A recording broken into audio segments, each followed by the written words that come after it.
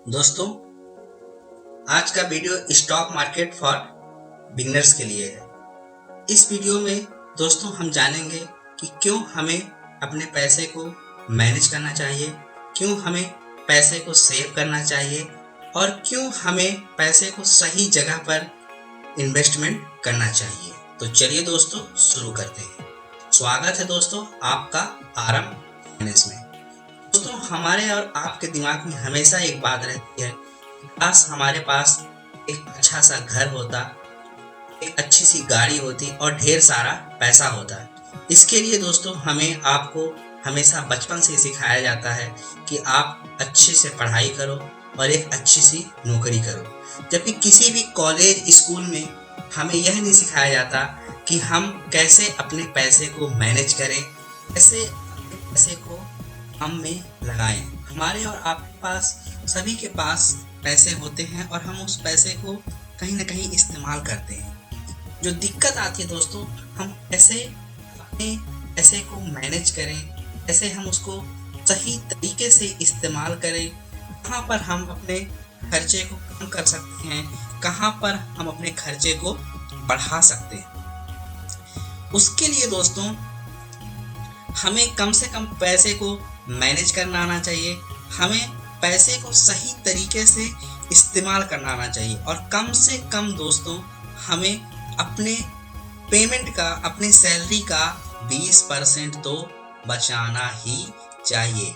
Example के लिए, अगर आप 10,000 रुपये कमाते हैं तो कम से कम दोस्तों आपको 2,000 रुपये तो सेव करना चाहिए, पैसे को मैनेज करना चाहिए। अगर आप दोस्तों मनी मैनेजमेंट सीख गए, आप फाइनेंशियल मैनेजमेंट सीख गए, तो आप अपनी छोटी छोटी अमाउंट को भी अगर आप सेव करते हैं तो आप देखेंगे दोस्तों एक टाइम ऐसा आएगा जब आपके पास एक ठीक ठाक सा अमाउंट पैसा हो जाएगा। तो दोस्तों सबसे ज़्यादा ज़रूरी है आप फाइनेंशियल मैनेजमेंट बनिए, अपने पैसे को मैनेज करना सीखिए और सही जगह पर, सही चीज़ों पर पैसे को इस्तेमाल करिए और जितना हो सके उतना पैसे को सेव करिए। दोस्तों, अगर आप पैसे को सेव तो कर लेते हैं, लेकिन अगर उसे अपने पास रखते हैं, उसे कहीं पर इस्तेमाल नहीं करते हैं, उसे कहीं पर इन्वेस्टमेंट नहीं करते हैं, तो उससे दोस्तों आपके पैसे की वैल्यू जो है दोस्तों वो कम हो जाएगी। ऐसा क्यों होगा दोस्तों? ऐसा इसलिए होगा दोस्तों क्योंकि पैसे को आपने अभी तक काम पे नहीं लगाया है, उसे अपने पास रखा है। और अगर उसे आप अपने पास रखेंगे तो उसकी वैल्यू धीरे धीरे करके कम होती चली जाएगी। और ऐसा क्यों होगा दोस्तों? क्योंकि जो महंगाई है हमेशा बढ़ती चली जाती है और आपने अब पैसे को कहीं काम पे नहीं लगाया है, वो अपने पास है और उसकी वैल्यू हर साल कम होती चली जाएगी। इसलिए दोस्तों आप अपने पैसे को सही जगह पर, सही तरीके से इन्वेस्टमेंट करें। अगर हम इन्वेस्टमेंट करते हैं तो इससे आपको और देश को, दोनों को फायदा होता है दोस्तों। ऐसा क्यों होता है दोस्तों?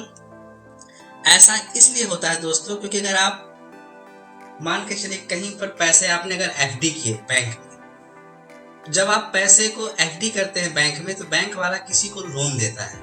तो हम मान लेते हैं कि आपने बैंक में एफडी कर दिया और बैंक ने किसी कंपनी को लोन दिया। उस कंपनी ने एक नया प्लांट लगाया, वहां पर एम्प्लॉयमेंट जनरेट हुआ और वहां पर प्रोडक्शन शुरू हुआ। प्रोडक्शन शुरू होने के बाद वह सामान बाजार में आया और बाजार में वह सामान बिका, जिससे उस कंपनी को फायदा हुआ। कंपनी ने इंटरेस्ट के साथ वह पैसा बैंक को लौटाया, जिससे बैंक को फायदा हुआ और उस इंटरेस्ट पे कुछ अमाउंट बैंक ने आपको दिया, जिससे आपका फायदा हुआ। तो इससे दोस्तों आपको, कंपनी को, बैंक को और इन सब के फायदा होने से हमारे देश की जीडीपी दोस्तों बढ़ती चली जाती है और आपका और देश की जीडीपी का, दोनों का काफ़ी अच्छा ग्रोथ होता है। इसलिए दोस्तों हमें पैसे को इन्वेस्टमेंट करना चाहिए। दोस्तों वैसे तो इंडिया में इन्वेस्टमेंट के बहुत सारे टूल्स हैं, लेकिन हम यहाँ पर शुरुआती कुछ इन्वेस्टमेंट कहाँ पर हम कर सकते हैं, और क्यों करना चाहिए हम उस पर बात करेंगे। दोस्तों हमारे सामने जो सबसे पहले आता है वो है बैंक, और बैंक में भी दोस्तों सबसे पहले आता है saving bank, saving account bank. दोस्तों अगर आप अपने पैसे को सेविंग अकाउंट में रखते हैं तो यहाँ पर दोस्तों आपको 3% का रिटर्न मिलता है, जबकि आपका जो इन्फ्लेशन है वह 7% का है। तो यह एक अच्छा इन्वेस्टमेंट टूल्स नहीं है। नेक्स्ट है दोस्तों करेंट अकाउंट। यहाँ पर आपको दोस्तों 0% का इंटरेस्ट मिलता है, और यह हम और आपके लिए नहीं है, और ना ही यह एक इन्वेस्टमेंट टूल्स है। यहाँ पर जो बिजनेसमैन है वो अपना अकाउंट खोलवाते हैं। नेक्स्ट है दोस्तों एफडी। यह एक अच्छा इन्वेस्टमेंट टूल हम मान सकते हैं और काफी प्रचलित भी है, जहां पर आपको ऑन एवरेज 6% का रिटर्न मिलता है। लेकिन दोस्तों यहाँ पर टैक्स वगैरह काटने के बाद आपको लगभग 5% के आसपास रिटर्न मिलता है, जो कि आपके महंगाई के हिसाब से कम है। नेक्स्ट है दोस्तों आरडी। आप यहाँ पर दोस्तों मंथली इन्वेस्टमेंट कर सकते हैं, 1500 से भी शुरुआत कर सकते हैं। यह भी ऑन एवरेज 6% के आसपास आपको रिटर्न देता है। दोस्तों अगर मेरी माने, अगर आपको पैसे को बिल्कुल सेफ तरीके से इन्वेस्टमेंट करना है तो सबसे अच्छा है गवर्नमेंट बॉन्ड। यहाँ पर दोस्तों आपको 8% का रिटर्न मिलता है। यहाँ पर पैसा पूरी तरह से सेफ रहता है, गवर्नमेंट की सिक्योरिटी मिल जाती है, और आपको महंगाई जो है 7% की, और आपको यहाँ पर 1% का ज़्यादा रिटर्न मिलता है। प्लस दोस्तों आपको 80C के तहत आपको यहाँ पर छूट भी मिल जाती है। तो यह एक अच्छा इन्वेस्टमेंट सेफ तरीका है। अगर दोस्तों आप थोड़ा सा रिस्क लेना चाहते हैं, और आप अगर रिस्क ले सकते हैं, तो आप म्यूचुअल फंड में इन्वेस्टमेंट कर सकते हैं। और अगर दोस्तों आपको मार्केट के बारे में जानकारी नहीं है, म्यूचुअल फंड के बारे में जानकारी नहीं है, तो आपको इंडेक्स म्यूचुअल फंड में इन्वेस्टमेंट करना चाहिए। दोस्तों इंडेक्स म्यूचुअल फंड पिछले 10 सालों में 16% का रिटर्न दिया है, जो कि काफी अच्छा रिटर्न माना जाएगा। दोस्तों अगर आपको देश की इकोनॉमी पे भरोसा है तो आपको जरूर आंख मूंद कर इंडेक्स म्यूचुअल फंड पर इन्वेस्टमेंट करना चाहिए। नेक्स्ट है दोस्तों SIP सिस्टमैटिक इन्वेस्टमेंट प्लान। यहाँ पर दोस्तों आप 1000 या 500 से अपने इन्वेस्टमेंट की शुरुआत कर सकते हैं, अपने सेविंग के बिहेवियर को बढ़ा सकते हैं, और एक आदत बना सकते हैं किस तरह से हम अपने पैसे को सेव करें। तो आप SIP भी शुरू कर सकते हैं। नेक्स्ट है दोस्तों एक्टिव म्यूचुअल फंड। दोस्तों मुझे यह फंड उतना पसंद नहीं आता है, क्योंकि इसके 2 ड्रॉबैक हैं दोस्तों। पहला तो ये ड्रॉबैक है दोस्तों कि इस पे एक फंड मैनेजर होता है जो अपनी 2 या 3% चार्ज करता है।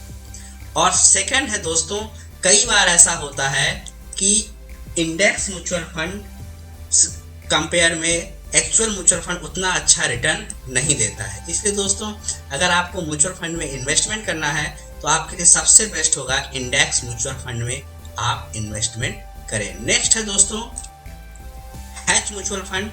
यह छोटे इन्वेस्टमेंट के लिए नहीं होता है, यहाँ पर बड़े इन्वेस्टमेंट किए जाते हैं। और यहाँ पर दोस्तों जो हैच म्यूचुअल फंड मैनेजर होता है वह काफ़ी एग्रेसिव होके बाइंग या सेलिंग करता है, और यह इंडिया में इतना ज़्यादा पॉपुलर नहीं है।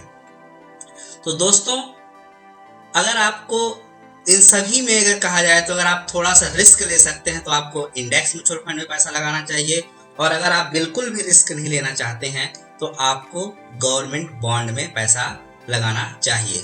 दोस्तों अगर आप यह वीडियो फेसबुक पे देख रहे हैं तो हमारे पेज को लाइक कर लीजिए। अगर आप यह वीडियो यूट्यूब पे देख रहे हैं तो हमारे चैनल को सब्सक्राइब कर लीजिए। वीडियो देखने के लिए आप लोगों का बहुत बहुत धन्यवाद।